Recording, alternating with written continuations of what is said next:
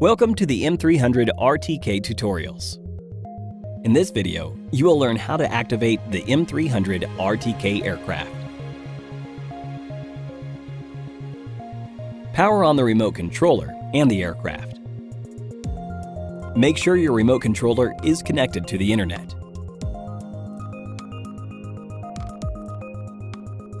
Launch DJI Pilot app. An activation prompt will appear on the screen. Authorize DJI to access relevant activation information.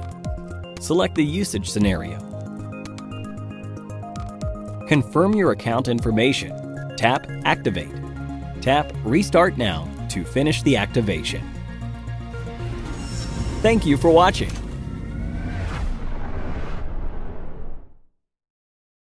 Hit the like button if this tutorial was helpful.